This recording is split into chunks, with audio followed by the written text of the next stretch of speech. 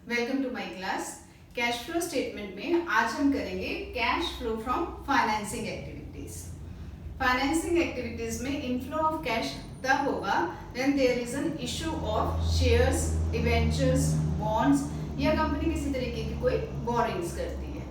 Similarly outflow तब होगा जब हम रिडीम करेंगे, जैसे रिडम्पशन ऑफ आपकी डिवेंचर्स हो जाता है, प्रेफरेंस शेयर्स हो जाता है, या जितनी भी बोरिंग्स की हैं जब उसे पे बैक करेंगे तब वो होगा आउटफ्लो ऑफ कैश। ठीक है, तो जब भी ऑनर्स इक्विटी या बोरिंग्स की साइज या कंपोजिशन में चेंजेस आएंगे तो वो सारी ट्रांजैक्शंस रिकॉर्ड होंगी cash flow from financing activities में। क्लियर है? अगर सपोजिंग कंपनी इशू करती है शेयर्स को ऑन प्रीमियम या रिडीम करती है ऑन प्रीमियम, तब हम जितना भी अमाउंट रिसीव होगा या जितना टोटल अमाउंट हम पे करेंगे, ठीक है, सपोजिंग इशू करती है वो प्रीमियम पे, ठीक है, तो जैसे शेयर की कीमत थी 100 रुपीज और वो इशू करती है 10 रुपीज के प्रीमियम पे, तो एक शेयर पे 110 रुपए मिलते हैं।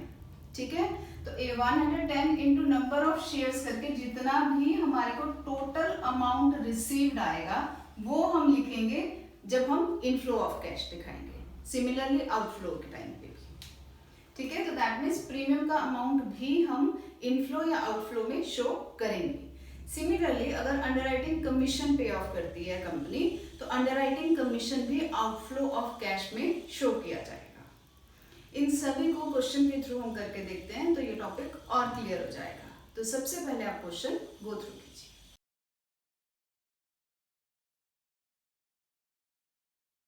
अब जैसे हमें क्वेश्चन में कहते हैं XYZ limited provided the following information, जिससे हमें cash flow from financing activities निकालना है।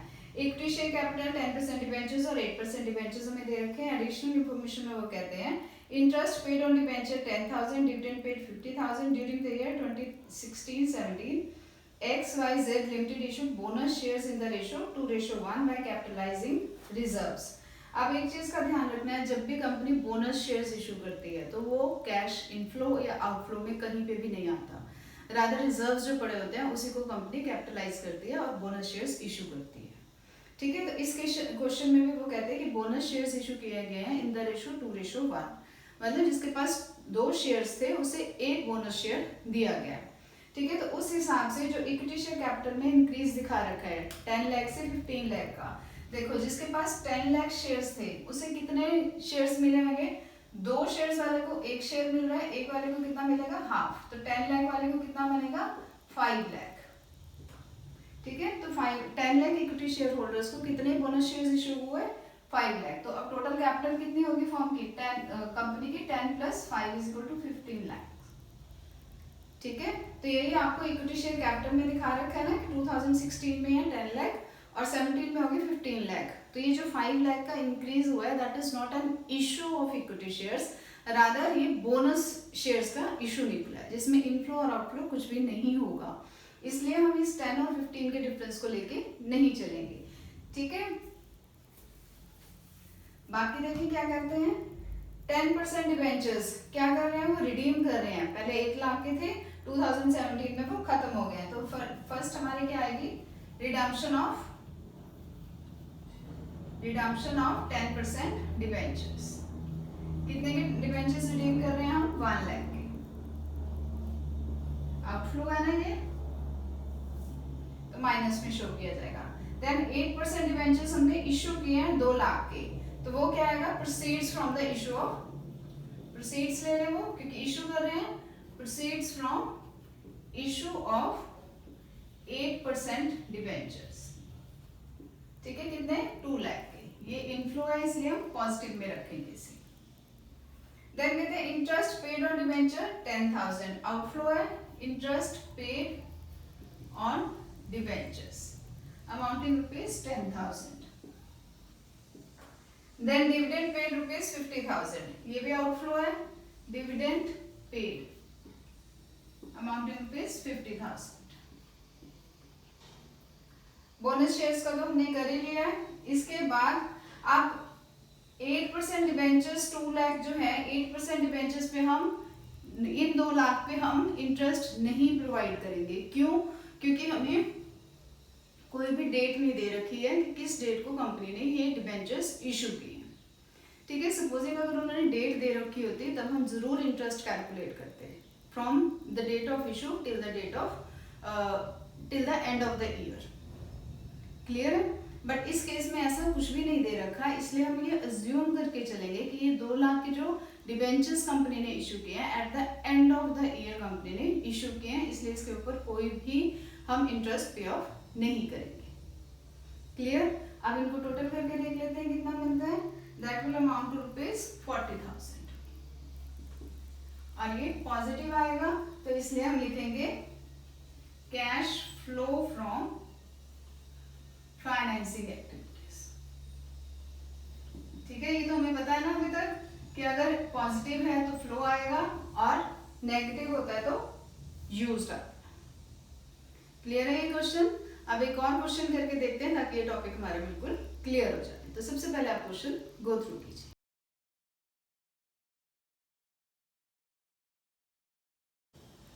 अब नेक्स्ट क्वेश्चन में हमें कहते हैं equity share capital preference 12% preference share capital security premium reserve दे रखा है और 12% डिबेंचर्स दे रखे हैं और एडिशनल इंफॉर्मेशन भी है और कहते हैं कि हमें इससे cash flow from financing activities निकालना है, ठीक है। तो क्वेश्चन में सबसे पहले आप ये देखो सिक्योरिटी प्रीमियम रिजर्व दे रखा है, पहले था 1 लाख प्रीवियस ईयर में और वो हुआ है 1,40,000 का और इक्विटी शेयर भी आपकी इशू निकाला हुआ है, पहले थे 7 लाख का अब हुआ है 9 लाख का। तो दैट मीन्स 2 लाख का जो है न्यू इशू निकाला है that is on premium.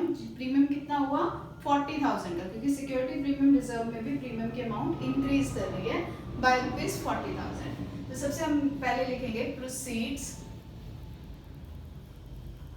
From issue of equity shares, कितना आया 2 लाख, ये प्लस 40,000 का जो सिक्योरिटी प्रीमियम रिजर्व है। ये हमने अभी किया ना कि कंपनी अगर प्रीमियम पे इशू करती है तो प्रीमियम का अमाउंट भी हम ऐड करके दिखाएंगे in the cash inflow.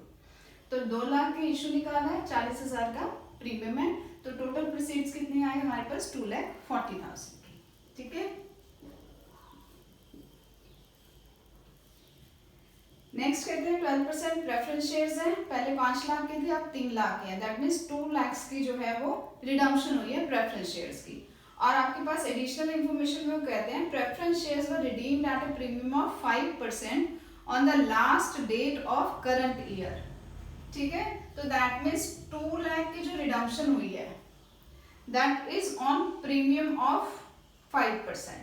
2 lakh पे 5% अगर हम निकालेंगे तो कितना निकलेगा हमारा 10,000 का प्रीमियम, ठीक है।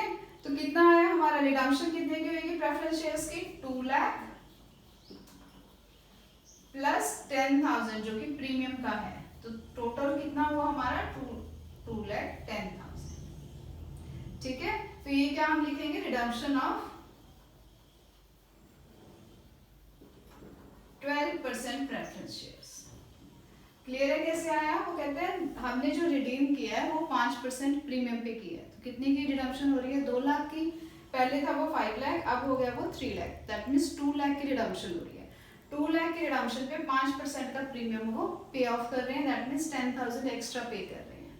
तो कितना टोटल पे हुआ 2 लाख प्लस 10,000 दैट इज 2,10,000। तो जब हम redemption of 12% preference shares show करेंगे तब हम शो करेंगे 2,10,000। क्लियर है ये चीज। सिक्योरिटी प्रीमियम रिजर्व का हमने कर लिया। 12% डिबेंचर्स, डिबेंचर्स जो है पहले 3 लाख के थे अब हो गए 4 लाख के, दैट मीन्स 1 लाख का इशू निकाला है, ठीक है। और डिबेंचर्स पे और कुछ भी नहीं दे रखा हमें, तो हम लिखेंगे इसे proceeds from the issue of proceeds from issue of 12% debenture, ठीक है, अमाउंटिंग ₹1 लाख, क्लियर है। देन कहते हैं interim dividend on the equity shares at the end of the current year was paid at the rate of 15%। Then interim dividend paid कितने का पे किया 15% equity shares पे, तो किस पे निकालेंगे 7 लाख पे निकालें, 9 लाख पे निकालें, किस पे निकालें हम निकालेंगे 7 लाख पे।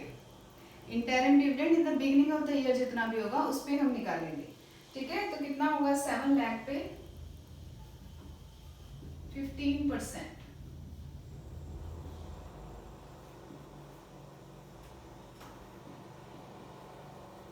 1,05,000 हुआ। तो इंटरिम डिविडेंड पे हम लिखेंगे 1,05,000। देन वो कहते हैं dividend on preference shares was paid. Preference shares पे कितना है 12% का डिविडेंड पेड,